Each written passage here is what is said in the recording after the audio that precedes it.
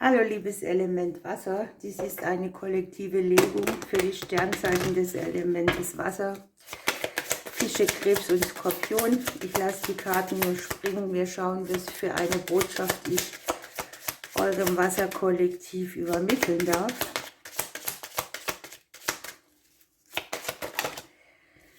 So, hier ist Transformation und Umwälzung, Schattenthemen.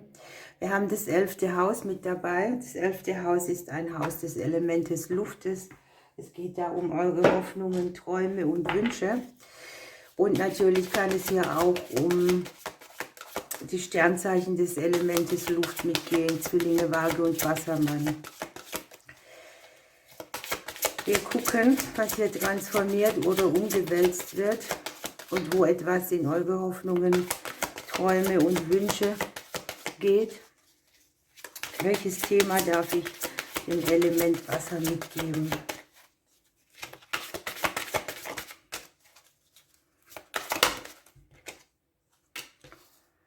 Ja, hier haben wir den Turm in der Mitte. Das passt eigentlich sehr gut, denn hier geht es ja um eine Energie, die transformiert. Und wenn du im Turm bist oder dich isoliert oder alleingelassen bei irgendetwas fühlst, dann hast du hier die Möglichkeit, deine Mauern zu sprengen, aus dem Turm auszusteigen. Es kann hier jetzt auch unwillkürlich sein, dass man in irgendeinen trennenden Situationen ist, ne? Dass man denkt, man geht natürlich auch allein zu zweit, ne? Oder dass man eben allein gelassen ist und man überlegt hier sehr genau, wie viel man in was investiert von sich selbst, ne? Es kann ja auch darum gehen, irgendwie, der Turm steht auch für die Selbstständigen, ein Arbeitsthema anzuzeigen.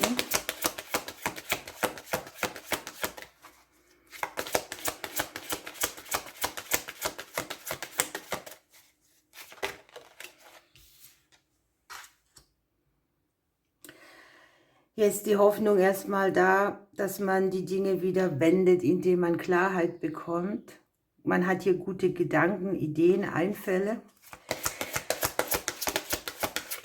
Man wünscht sich unter anderem auch, dass etwas sich in eine neue Richtung biegt, bei dem man schon für Klarheit gesorgt hat in der Vergangenheit und dass man an diesem Punkt hier, indem man sich irgendwo rausgenommen hat, beginnt wieder neu anzufangen und vorwärts zu gehen. Die Wünsche hier, dass die Dinge sich gut entwickeln, sind gut. Also die eigenen Gedanken über, wie könnte sich irgendetwas entwickeln, sind gut.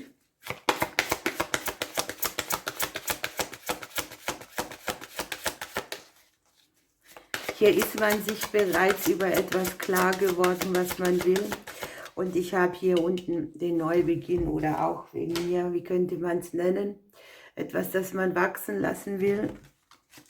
Möglicherweise gibt es hier auch ein Kinderthema, ein Kinderwunsch oder einen Wunsch, den man schon als Kind hatte.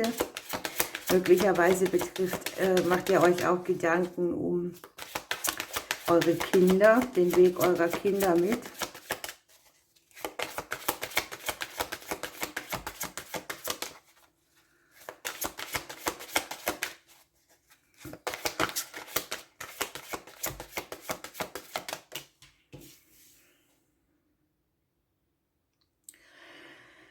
Ich sehe hier, dass ihr aus der Vergangenheit noch verdaut, ja. Hier hat euch was getroffen, hier gab es Schnitte, es gab Richtungswechsel, Verletzungen, Verluste irgendwo. Es kann jetzt partnerschaftlich sein oder auch etwas, was euch an sich tief getroffen habt. Das Gute ist, es ist das Haus der Vergangenheit, ne? Da war schon etwas. Könnte auch hier ein Grund sein, warum man sich zurückgezogen hat oder, naja, ich sag mal, um sich rumgemauert hat.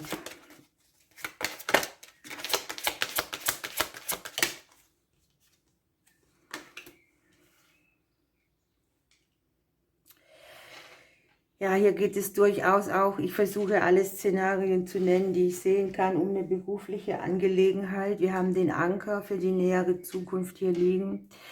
Für alle, die nicht arbeiten, sind es die Dinge, an denen sie arbeiten.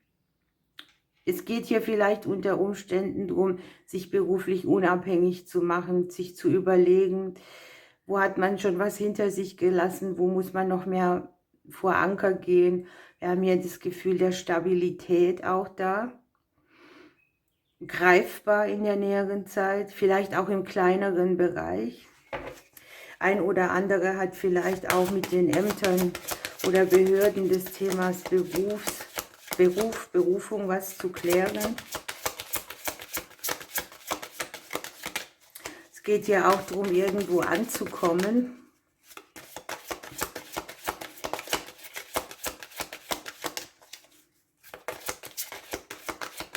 Ein Neubeginn beruflicher Art kann hier auch sein, oder dass man etwas verkleinert, einen Aufwand oder eine Situation, die belastend ist.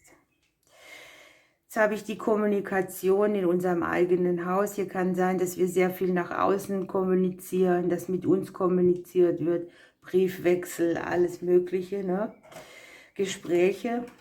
Möglicherweise hängt uns hier auch ein Gespräch nach, das uns Klarheit gebracht hat.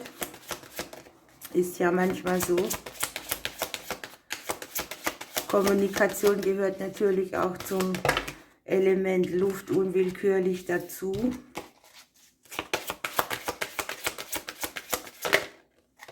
Ja. Hier kommen Situationen aus dem Umfeld, die Diskussionen mitbringen. Möglicherweise hat man hier auch so keine Lust mehr, immer wieder zu diskutieren oder ständig das Gleiche zu äußern. Man hat vielleicht einen Konflikt mit dem, was man selbst will und was andere oder das Umfeld wollen. Heißt für mich aber auch, man darf hier für sich einstehen. Ne? Man darf ausdrücken, was man sich wie vorstellt.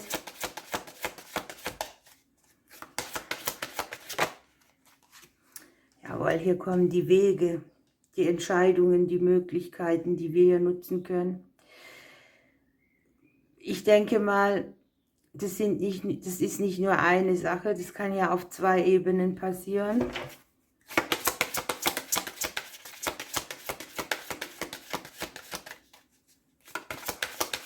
Es kann ja natürlich auch die Entscheidung für einen anderen beruflichen Weg sein, für einen anderen Partner, für einen Weg, der uns als Element Wasser auch andere Stabilität mitbringt.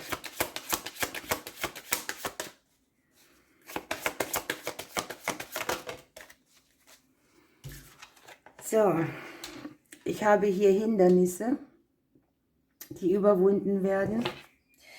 Ich habe ein bisschen Stress mit dabei.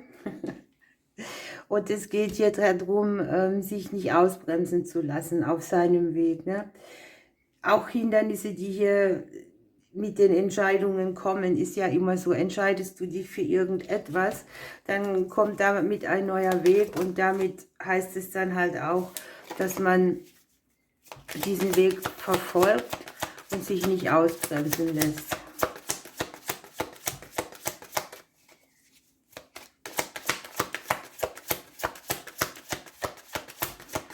Es kann hier auch sein, dass man eine große Blockade umwendet, die man immer hat. Es kann hier beruflicher, partnerschaftlicher Bereich sein oder auch überhaupt im Bereich der Kommunikation. Vergangenheit spielt eine Rolle. Das haben wir hier liegen die Wunden.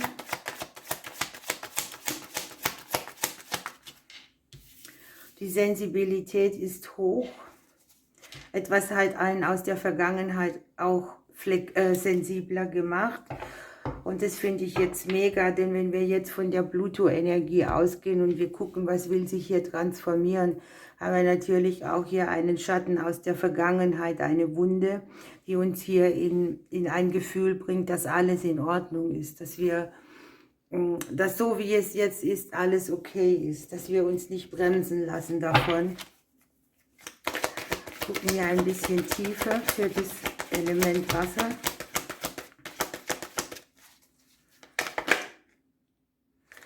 Hier haben wir den Hüttensänger mit dem Thema Fröhlichkeit. Und da freue ich mich einfach für uns alle. Denn wenn die Karte kommt, dann sagt sie voraus, dass wir bald Freude haben, dass wir das Leben umarmen können, dass wir Spaß haben, alles bejahen, wie es ist. Das spiegelt ein bisschen mit dem All-Eins-Sein. Und die Karte erinnert uns auch daran, dass alles, was für Umstände, egal auch um uns rum sind, dass etwas immer da ist, was Freude macht oder dass wir uns etwas suchen können, was uns Freude bereitet und dass wir den Fokus ein bisschen mehr auf das Glücklichsein heben. Das Leben bejahen steckt ja auch mit dahinter, Zweifel vergessen, jetzt leben, nicht auf morgen warten. Und das Wichtigste bei dieser Karte ist eben noch, dass man hier nicht kämpft oder leidet, um voranzukommen, sondern dass je mehr man versucht, in Fröhlichkeit und Freude weiterzugehen, desto leichter wird es. Ne? Okay. Für das Element Wasser. Ein Krafttier.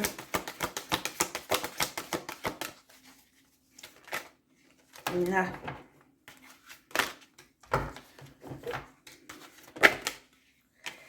Mir fallen hier andauernd so viele raus.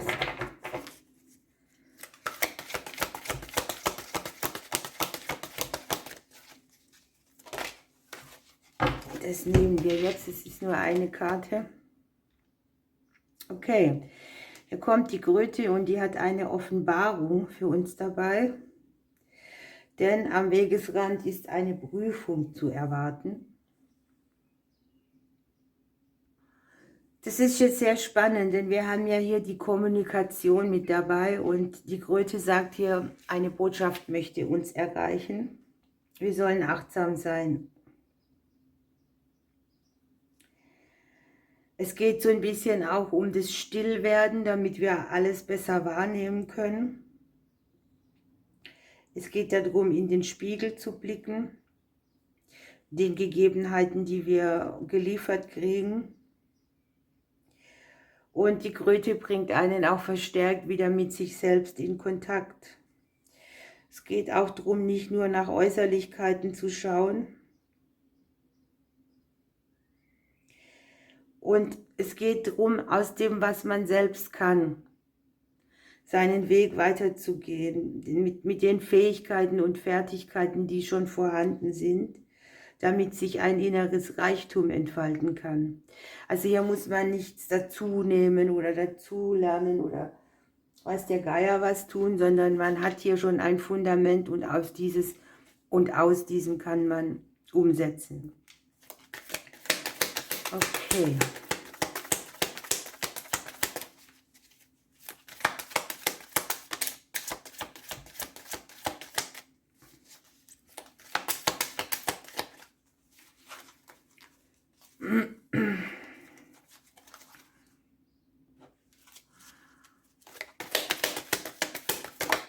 So, hier hat sich der Rabe umgedreht.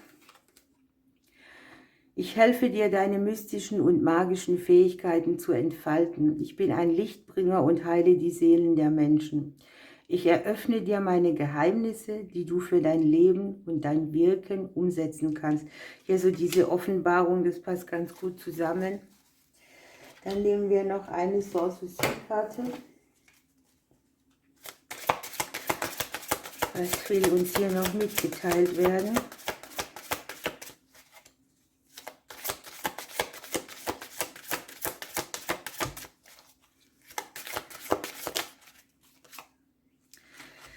Der Strohballen.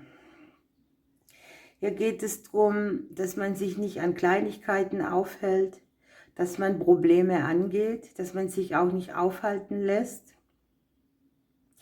Und es geht darum, aus einer Zeit, wo man vielleicht so ein bisschen eine inhaltslose Lebensphase hatte, etwas zu machen, etwas Besseres. Und es kann sein, dass man vielleicht nicht das erntet, was man gesät hat, oder man hat hier nicht dieses Gefühl, ich kriege, was ich verdiene. Ne? Ja, Sich nicht verzetteln auch, sich nicht an Kleinigkeiten aufhalten, ist hier wohl das Beste. Okay, ihr Lieben, das war unsere Botschaft. Ich wünsche euch einen schönen Tag. Ich drücke euch bis bald. Hallo, liebes Element Erde, hier kommt eure Legung. Was darf ich dem Kollektiv Erde mitgeben, den Sternzeichen Stier, Steinbock und Jungfrau? Welche Botschaft kommt für euer Kollektiv durch? Schauen wir mal. So, ihr habt den abnehmenden Mond dabei. Es geht darum, etwas abzugeben, in die Aktivität zu kommen. Kräfteentfaltung. Und wir haben hier unten noch das 6. Haus. Das ist eigentlich schon ein Haus eures eigenen Elementes. Ein Haus des Elementes Erde. Und hier speziell geht es um die Vitalität, um die Arbeit und auch um die Haustiere. Ne? Schauen wir, was ich euch weitergeben darf für dieses Thema, für die Qualität. Uiuiui, kam mir der Fuchs entgegengesprungen. Hier zeigt sich eine Situation, wo ihr vielleicht nicht so richtig wisst, wo euch eure Reise hinführt. Da können Diskussionen sein, Konflikte. Man kann einen Konflikt mit sich selbst haben oder einen Konflikt auch bei dem Thema Ehrlichkeit. Ich habe im Kopf, dass ihr so ein bisschen über Verluste, Einschnitte im Leben nachdenkt. Irgendwelche Verletzungen, die da sind. Vielleicht wollt ihr irgendwo Schnitte machen.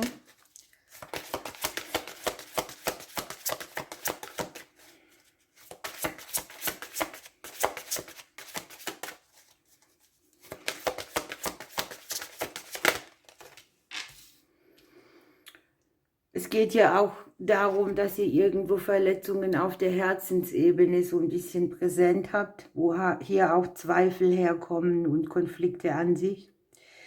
Und möglicherweise habt ihr hier eine Herzensangelegenheit, die ihr umsetzen wollt, aber müsstet dazu verschiedene Dinge in eine andere Richtung bringen. Und hier kommen eben die Zweifel, ne? Wohin soll ich gehen? Wofür mache ich mich streitbar? Warum mache ich mich streitbar? Es können hier Familienthemen sein, Dinge, die nicht im Frieden sind, Sachen, die in der Vergangenheit schon angefangen haben zu wirken.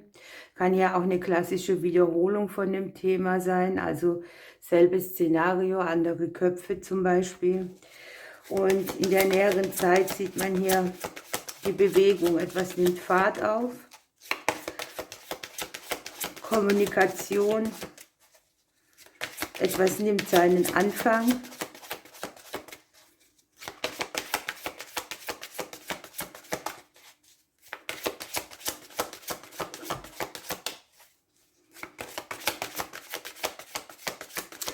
Es kann hier zum Beispiel im Liebesbereich auch an die Leute gehen, die beispielsweise eine Affäre mit Herz haben. Oder die irgendwie eine Beziehung hatten, wo die Liebe nicht gereicht hat. Sowas alles, etwas Unverbindliches oder auch Abbrüche in Beziehungsthemen, wo Verwundungen mit herkommen. Und ihr möchtet hier euren Träumen folgen, eure Wünsche realisieren. Aber ihr wisst irgendwie nicht so genau wie.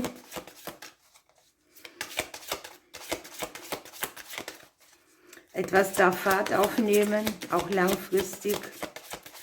Euer Herz hat hier Sehnsüchte, zugleich aber auch wiederum dieses Ding, wenn ich mich entscheide, ja, ist es dann die richtige Richtung. Ja, wenn ich mich für etwas entscheide, was in meinem Herzen liegt, was ich eigentlich aktivieren will, ist das dann die richtige Richtung, um langfristig auf ein Ergebnis zu kommen. Ich habe hier, dass ihr sehr viel gibt, dass ihr sehr, sehr viel investiert. Es kann ja auch das Hinterfragen sein, ob das richtig ist oder ob ihr da mal kürzer treten dürft.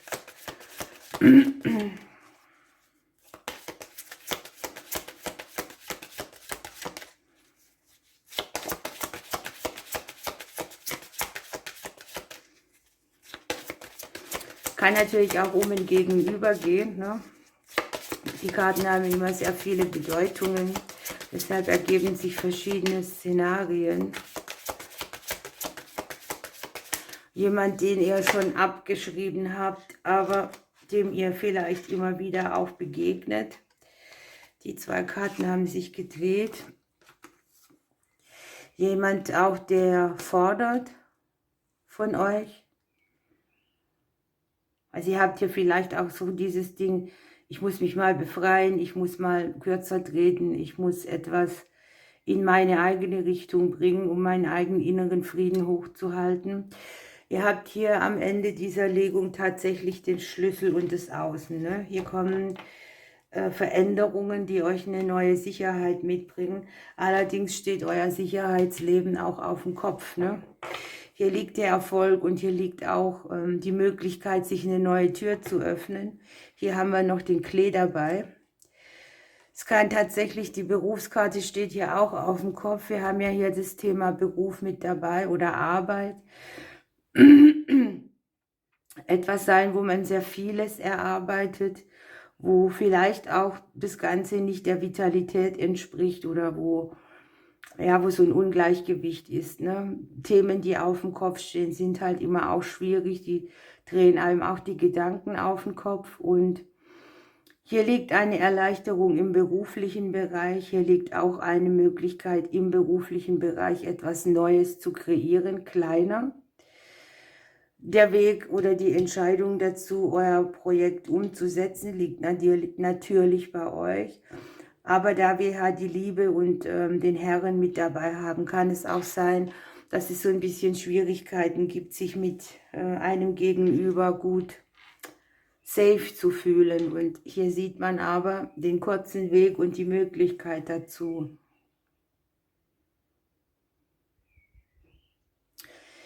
Von euch wird sehr viel verlangt, also die Außenwirkung ist hier schon, die Erwartungen an euch und so, die sind hier groß. Und da bleibt natürlich immer die Frage, was macht ihr damit? Ja? In der Mitte haben wir natürlich, weil beim 6. Haus geht es ja auch um die Haustiere, die Katze mit drin, tatsächlich.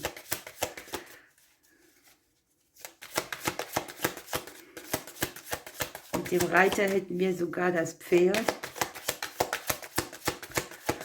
Wir schauen, was für das Element Erde noch kommt. Für was dürft ihr eure Kraft entfalten? Wo kriegt ihr Hinweise? Ihr braucht vielleicht gerade im Moment Kraft. Stärke ist gefordert.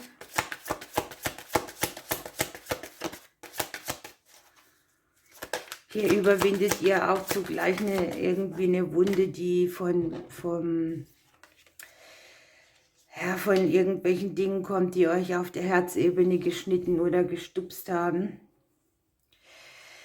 Ich habe die Maske dabei. Hier in der Mitte die Zweifel. Ne? Wenn es eine partnerschaftliche Situation ist, dürft ihr hier mal gucken, wer trägt hier wo eine Maske, wo ist man ganz ehrlich und wo nicht. Wo versteckt man irgendwas von sich oder ein anderer von sich. Und wir haben hier, Schritt für Schritt geht es weiter. Ne?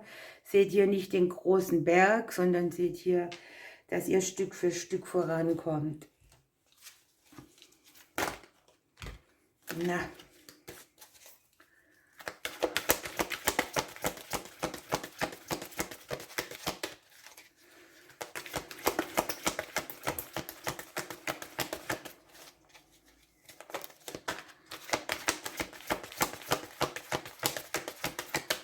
Was kriegen wir noch für das Element Erde?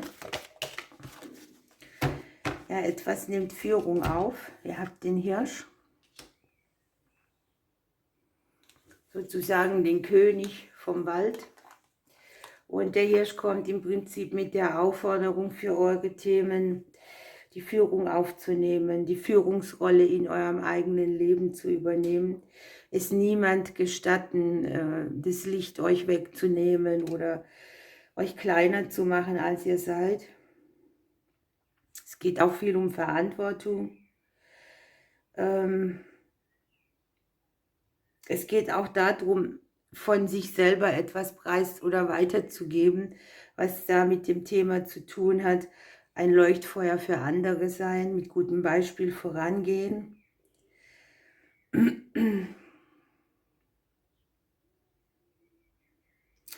Und es geht auch darum tatsächlich, wir haben ja hier den Reiter, es geht tatsächlich darum, Bewegung aufzunehmen. Ne? Also vom Stehenbleiben und runterschlucken oder im Konflikt und Zweifel mit sich selber sein, löst sich die Situation nicht. Egal, was hier gefordert wird von euch, ihr bestimmt die Richtung und das Ziel.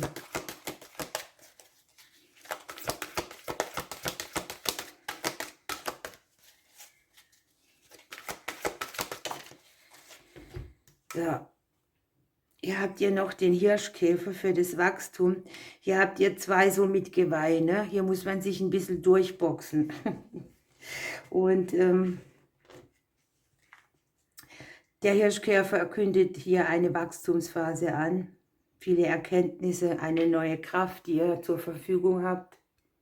Das doppelt sich auch, denn hier geht es darum, Bewegung aufzunehmen, in Fahrt zu kommen, loszulegen, für sich zu sorgen, für sich um seine Angelegenheiten zu kümmern, ehrlich zu sein und auch sich abzugrenzen, egal zu welchem Thema, ob das jetzt Liebe, Arbeit oder Kinder ist. Und es geht auch ein bisschen darum, dass man mit sich selbst klarkommt.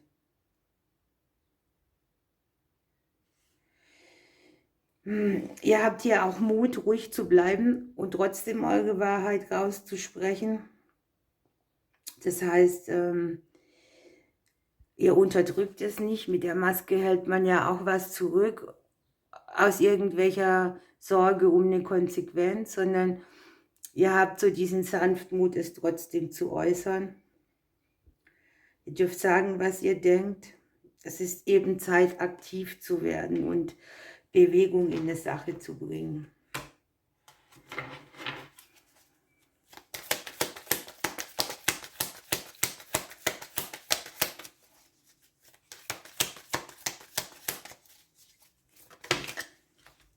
Ihr habt auch den Raben.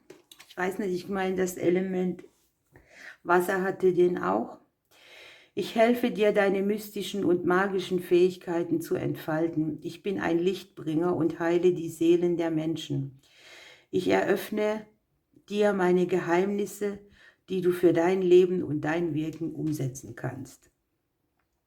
So, liebes Element Erde, das war eure Legung. Ich wünsche euch eine schöne Zeit. Ich drücke euch und bis bald. Liebes Element Feuer, Sternzeichen, Widder, Schütze und Löwe. Hier kommt eure Botschaft, das darf ich eurem Kollektiv weitergeben. Ihr braucht hier viel Tapferkeit. Hier ist vielleicht auch ein bisschen Zorn. Irgendetwas im Kleinen fühlt sich nicht nach Glück an. Tatkraft ist gefragt. Ihr habt hier das 3. Haus. Ein Haus des Elementes Luft, also der Sternzeichen Zwillinge, Waage und Wassermann. Und es geht hier um eure Kommunikation und es geht um eure Umgebung. Etwas benötigt Klarheit. Dinge, die unter einem guten Stern stehen, sind hier als Ausgangspunkt vorhanden.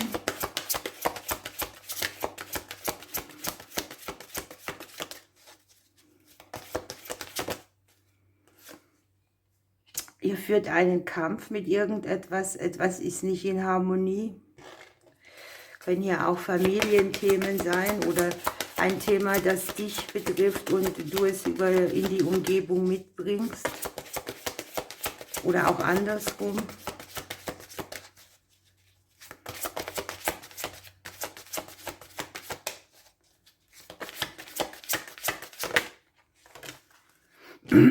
Möglicherweise drehen sich die Dinge im Kreis in euren Gedanken. Sucht irgendwie einen Ausweg oder eine Möglichkeit, hier aus einem Kreislauf auszusteigen. Eventuell habt ihr Beziehungsthemen im Kopf oder ihr denkt so über Vertraglichkeiten auch nach. Und hier kommt die liebe Sonne für euch. Euer Unterbewusstsein ist schon auf gute Lösungen ausgeprägt. Habt ihr gute Chancen, etwas verbindlich in eine gute Energie zu bringen. Wir haben die Sonne, wir haben die Sterne, also auch eine hohe Intuition, etwas, wo ihr klar seht, wo ihr hell seht, wo ihr schon gut vorausblicken könnt. Eine Phase, in der ihr sehr viel Entwicklung durchmacht. Ja, ihr öffnet euch hier eine neue Seite des Buches, eures Lebensbuches. Die Erfahrung, die hier liegt, die könnt ihr in naher Zeit auch schon einbringen. Falls irgendjemand von euch eine Test- oder Prüfungssituation hat, so liegt die hier als zu bestehen. Möglicherweise sucht hier jemand eine Möglichkeit, etwas zu lernen, sich fortzubilden, verbindlich. Auch das wird hier angezeigt. Alle Dinge aus der Umgebung, das doppelt sich hier, aus der Vergangenheitsumgebung auch. Und da, wo ihr jetzt seid, haben hier noch einen Einfluss. Es kann ja auch um so Sachen wie Mietverträge gehen oder Verträge, die mit dem Wohnumfeld zu tun haben. Alles, was man da so verbindlich hat. Möglicherweise suchst du eine neue Wohnung, auch das wäre hier gegeben.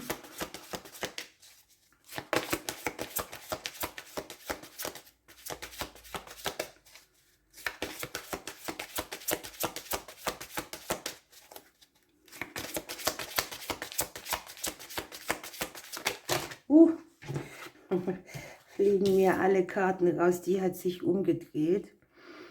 Hier liegt ein Neubeginn, mit dem ihr hier die Dinge zum Positiven wendet. Ne? Aus der eigenen Sicht habt ihr hier vielleicht auch viel das innere Kind mit am Start, das hier sich meldet, das sich zeigt, das gesehen werden will. Ich habe aber tatsächlich auch im kleineren Bereich Veränderungen, die euch gut tun, und ihr seid ja auch bereit, etwas aufzubauen oder es zu pflegen, damit es größer wird.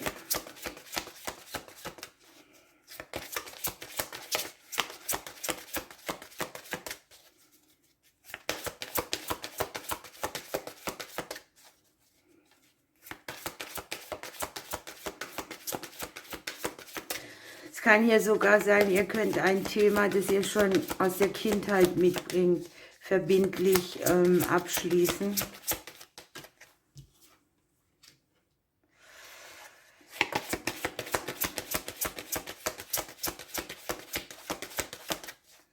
Verletzte Liebe schwingt hier auch mit.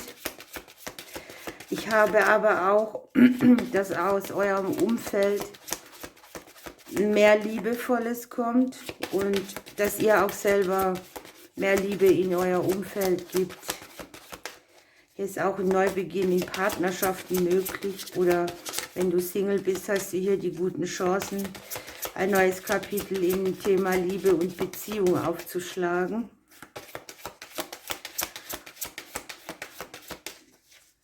Da kommen noch ganz viele Dinge an die Oberfläche, die du hier brauchst. Du nutzt dein Wissen, deine bisherigen Erfahrungen. Hier kommen die Veränderungen. Einsteils wollt ihr sie, andererseits habt ihr hier auch die Befürchtung, wenn sich etwas verändert, dass es dann nicht dem entspricht, wie ihr es gewünscht habt.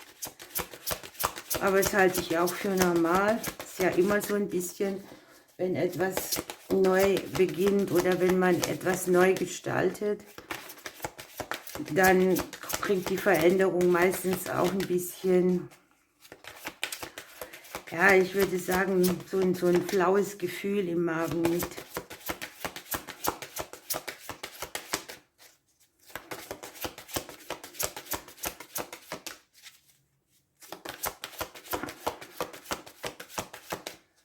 Wir hätten gerne noch eine Karte.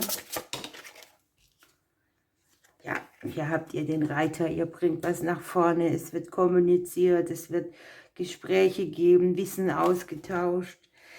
Ihr könnt hier diese Energie, die euch stresst, minimieren. Also wenn irgendetwas stressig ist, habt ihr hier, oder unruhig, habt ihr hier eine Energie, die erdend ist, die Stress wegnimmt, die beruhigender ist. Also hier sehr gute Chancen in vielen Bereichen. Ne? Wir haben die Häuslichkeit, die Beziehung, die Verträge, die Liebe, die Neubeginne, die Familienthemen. Ihr habt sehr viel mit am Start.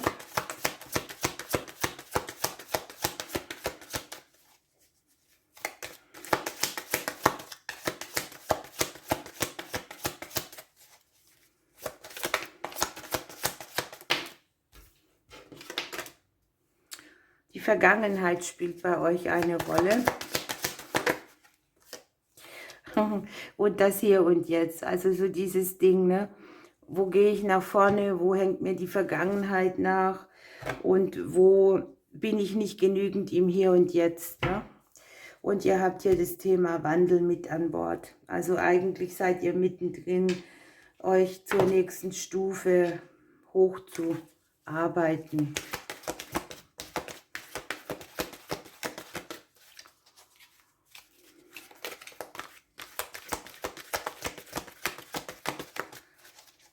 Okay, ihr Lieben, gucken wir ein bisschen tiefer, was kriege ich für euch? Ihr habt hier den Drachen, hier geht es darum, die eigene Macht anzunehmen. Genauer genommen kriegt ihr hier gesagt, dass es Zeit ist, das Leben in die Hand zu nehmen, die Herrschaft über sein eigenes Leben zu haben, niemand das Steuerruder zu überreichen, Sorge zu haben, dass ihr das, was ihr könnt, nicht richtig einsetzt. Und hier geht es so ein bisschen auch darum, dass wenn man stark ist, dass man dann weder manipuliert noch unterdrückt, sondern dass es so ein ausgleichendes Element ist, mit der man umgehen kann, also mit den Gaben und Talenten. Und ihr habt hier wirklich diese Nachricht, in euch schlummert eine erstaunliche Gabe, mit der ihr Träume manifestieren und Wohlstand herführen könnt. Und ihr dürft hier Stärke und Anmut beweisen, das für euch einzufordern. Sehr spannend.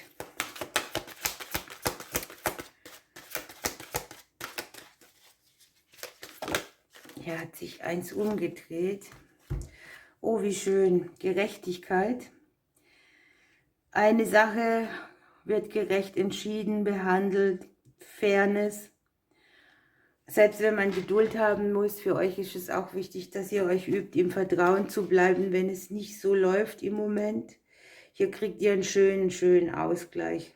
Das ist so auch eine Sache, wo ihr vielleicht denkt, das Leben ist unfair zu mir oder ich kriege nicht das, was ich brauche oder benötige. Und hier kommt tatsächlich Gelegenheit für dich, einen Ausgleich zu erfahren. Hier auch nochmal die Aufforderung, die Gaben zu nützen, um Glück und Freiheit zu leben und zu finden. Fairness, sehr viel Fairness. Du wirst irgendwie auch dieses Ding los, dass du irgendwo Schuld übernommen hast oder Vorwürfe an dir kleben. Es ist für dich wichtig, dich geistig und körperlich fit zu halten, mit Umsicht und Weitsicht und Klarsicht in die Ferne zu gucken und auch zu erkennen, dass du Mitschöpfer in deinem Leben bist und im ganzen Lebensspiel. Und jetzt kommt praktisch diese Wiederholung des Ausgangspunktes, ne? Etwas möchte Frieden schließen und es fängt in dir an, indem du selber für dich ein Bild erzeugst, das für dich inneren Frieden braucht. Eine Situation, eine Sache, du selbst, ein Thema. Ne? Du hast den Goldammer. Ich fliege zu dir und bringe dir Würde, Reichtum, Feinfühligkeit. Komme ganz bei dir in deinem Herzen an. Entdecke den Schatz in deinem Innern. Das passt ganz gut. Und du hast die Zwergohreule. Ich komme in dein Leben und bringe dir Spiritualität, Verbundenheit und Körpergefühl. Komme ganz bei dir an, setze Grenzen genau dort, wo du sie brauchst und sprich deine Wahrheit aus. Wir nehmen hier für euch mal noch einen Glücksimpuls.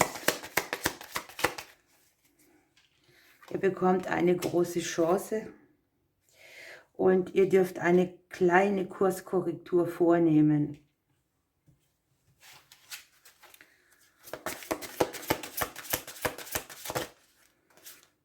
So, ihr habt die Quelle. Es geht bei dem Thema sehr viel um die Auseinandersetzung, warum bin ich hier, euer Ich-Bin-Bewusstsein, euren inneren Frieden, das im Flow sein, Antworten auf wichtige Fragen finden und vielleicht Zwiegespräche mit Gott, Jesus, an was auch immer ihr glaubt oder der Quelle an sich zu haben. Wunderbar, liebes Element Feuer. Ich wünsche euch eine schöne Zeit. Ich drücke euch bis bald. Liebes Element Luft, hallo. Wir gucken in die kollektive Botschaft für die Sternzeichen Zwillinge, Waage und Wassermann. Und ich bin gespannt, was ich eurem Kollektiv übermitteln darf. Ich lasse die Karten nur springen, das kann ein bisschen dauern. Ja, ihr habt hier das 8. Haus, ein Haus des Elementes Wasser. Da sind die Sternzeichen Krebs, Fische und Skorpion mit verbunden. Es geht um zum Beispiel Erbschaften, um Schattenthemen, um das Geld der anderen. Und hier unten haben wir ein bisschen Verwundung und Schmerz in diesem Bereich. Wir schauen ein bisschen weiter.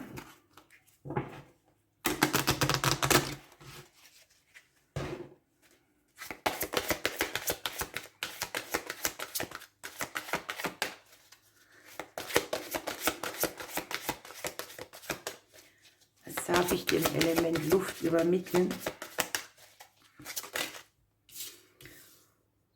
Die Chance, etwas zu verändern, etwas anders zu machen.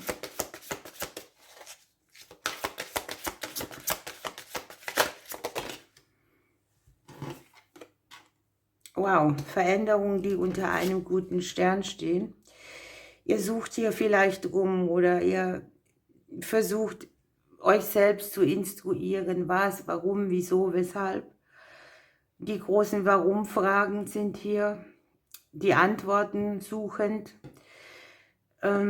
Vielleicht auch versucht ihr über Themen euch Infos einzuholen, die ihr jetzt so braucht.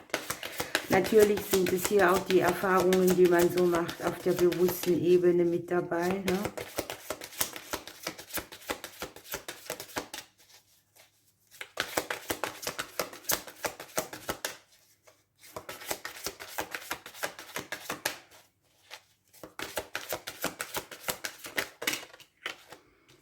Wir haben hier Hindernisse, die schon aus der Vergangenheit mitschwingen. Da habt ihr vielleicht auch an dem Thema immer wieder die gleichen Blockaden erkannt, wo Verwundung oder Schmerz herkommen. Isolation, Einsamkeit, Rückzug, das Gefühl, allein oder getrennt von etwas zu sein. Vielleicht auch Trennungen, die hier mit einspielen an sich.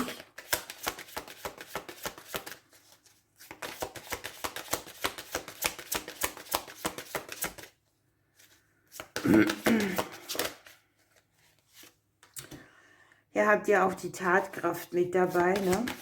Möglicherweise geht es in der nächsten Zeit auch um die Verbindung zu einem Gegenüber. Kann auch ein Gegenüber aus der Vergangenheit sein. Ein oder anderer hat hier vielleicht auch tatsächlich viel zu tun mit irgendwelchen Amtsthemen, Ämter, Behörden, Papieraustausch. Es kann hier auch mit Hindernissen einhergehen oder ja, langfristig eben längere Zeit schon gedauert haben. In der Mitte liegt die Auflösung von dessen. So. Dann ist es wichtig bei euch, dass ihr auf euer bis jetzt gesetztes oder erarbeitetes Fundament baut. Ich habe hier eigentlich so schon ein gutes Fundament, auch die gute Grenze, die ihr gezogen habt. Umfeld scheint sehr auf euch einzuwirken oder auch sehr viel zu fordern.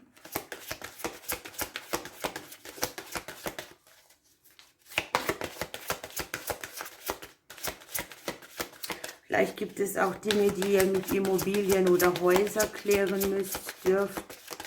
Oder ihr macht euch Gedanken um eine häusliche Situation.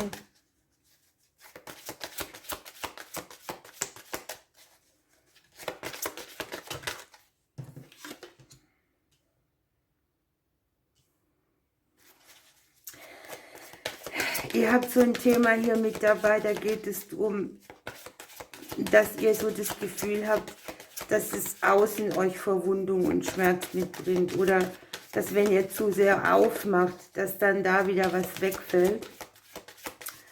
Andererseits nimmt das Umfeld euch so wahr, dass ihr eben auch hier mal mit der Sense durchfahrt und sagt, hier braucht etwas eine Grenze, hier muss ich mich minimieren, hier muss ich irgendwo auch einen Schlussstrich ziehen.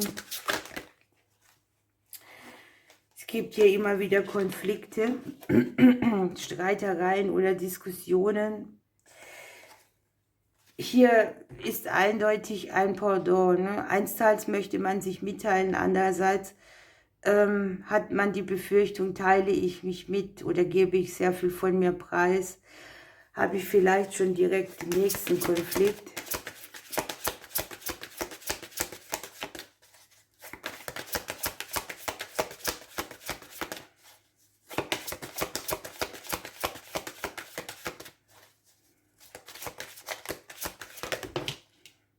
Ja, geben und nehmen. Die Ausgangssituation hier ist eine Veränderung, die für euch Glück und Klarheit und so alles mitbringt. Allerdings ist sie abhängig von euch. Ne? Hier in der Endauslagekarte habe ich euch selber drin. Das heißt, ihr seid verantwortlich, ihr dürft entscheiden, wie es weitergeht. Ihr guckt auf eure Erfahrungen, vielleicht auch im partnerschaftlichen Bereich in zwei verschiedene Richtungen. Hier unten liegen die Blumen. Hier geht es um Sachen, die haben unter anderem auch mit Vitalität zu tun, ne? Oder auch mit den Ämtern der Vitalität oder mit den Wachstumsprozessen an sich. Und man fragt sich hier, wann überreicht mir das Leben mal meinen Blumenstrauß und nicht nur die Herausforderung oder die Schatten. Und mit den Blumen hast du hier aber auch tatsächlich die beste Möglichkeit, etwas gut ausgehen zu lassen. Es ist von dir abhängig, ne? Du darfst dich ein bisschen mehr auf den empfänglichen Teil in dir einstellen. Hier liegt sehr viel das hinein investieren in eine Sache oder in das Umfeld, in eine Beziehung. Und am Ende ist da sehr viel Erkenntnis, aber auch Verwundung und Schmerz.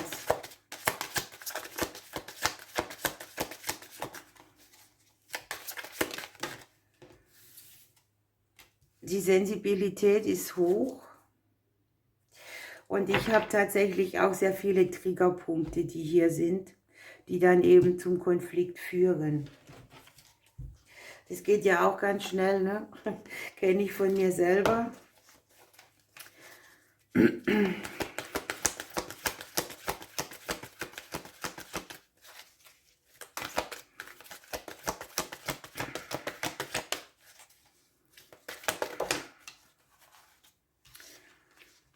Ja, das ist eine schöne Karte. Ihr dürft euch mit eurer Schönheit befassen, mit der Schönheit, die es in eurem Umfeld gibt. Und ist es da alles so, wie ihr das wollt? Ihr dürft hier ein bisschen achtsamer sein, auch mit euch selber, ne? Denn hier geht es darum, dass das Thema Schönheit euch stärkt. Das kann jetzt hier, könnt ihr selber sein oder das, was euch umgibt. Ihr dürft auch mehr für Schönheit in eurem Leben sorgen. Das können winzige Dinge sein. Einer kauft einen Blumenstrauß, der andere kauft sich Wolle, der andere braucht Schminke. Ja. Aber es geht darum, sich selbst auch etwas Gutes zu tun. Und sich eben auch bewusst zu sein, dass die Schönheit im Innern zuerst kommt und da auch erwächst und dass sie von da auch wieder ins Außen getragen wird. Und du darfst ja tatsächlich dafür sorgen, irgendwo schöne Dinge erstrahlen zu lassen.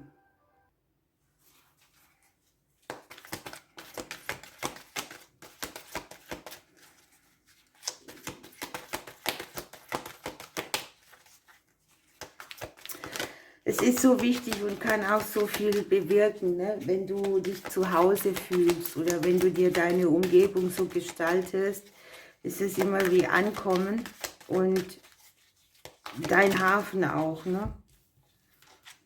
So, wir haben hier das Nilpferd bei euch. Hier haben wir den mütterlichen Schutz. Ja, empfange Schutz und Fruchtbarkeit, die Weiblichkeit, das liegt hier am Ende. Hier auch natürlich die Aufforderung, etwas abzugeben, auch an Lasten oder an Sachen, wo man denkt, ich komme da nicht drüber. Denn mit dem mütterlichen Schutz darfst du dich hier ruhig ein bisschen fallen lassen. Du wirst versorgt und auch geleitet sozusagen. Möglicherweise hast du an dem Punkt, wo du hier rauskommst, auch nicht ganz die Ahnung, wie es gehen soll oder dieses Wissen, wo du denkst, ich weiß nicht, wie es weitergeht oder was dann ist, aber das brauchst du hier auch nicht, denn du erhältst ab diesem Punkt oder auf dem ganzen Weg schon sehr viel Führung und also Achtsamkeit ist ja auch so ein Thema. Und auch das Ding, dass man die Sorgen nicht ständig nährt und in sie reinbuttert, indem man immer nur darüber nachdenkt, sondern sie auch mal sich selbst auch mal erleichtert und sich mit schönen Dingen umgibt. Hier ist noch so ein bisschen was Tiefgründigeres drin. Das ist das Urvertrauen. Es geht vielleicht auch speziell an die in diesem Bereich verletzt sind. Also es ist das klassische nicht gehalten sein von der Mutter oder so irgendwas. Ne? Und hier ist eben die große Mutter, die diesen Posten übernimmt, sozusagen. Die Dole. Ich bin der Überbringer von Nachrichten und Botschaften. Ich bringe Licht ins Dunkel und warne dich vor einer unerwünschten Situation. Ich biete dir wichtige Impulse bei der Findung von Lösungen. Schauen wir noch mit den Sorcery Cards für das Element Luft. Guckt mal, hier hat sich das Sonnenkind umgedreht. Hier haben wir die Veränderung, die Glück mitbringt. Und ihr habt tatsächlich bald eine Zeit vor euch, wo so richtig voller Wonne ist, eine erfreuliche Nachricht, wo man verzückt ist. Wir haben hier auch die warmen Tage, ne? Und ja, einfach, dass eine glückliche Zeit naht, wo du dich wirklich von Herzen freust oder auch mal über etwas lachen kannst oder ganz entzückt bist. Und somit kommt ein Umschwung für dich auch mit, der sich auf deine Stimmung legt. Wunderschön.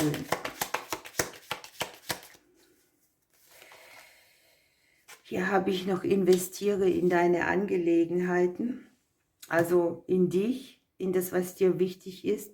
Wir haben hier geben und nehmen, nicht nur geben. Und das war eure Botschaft. Liebes Element Luft, ich wünsche euch eine schöne Zeit. Ich drücke euch bis bald.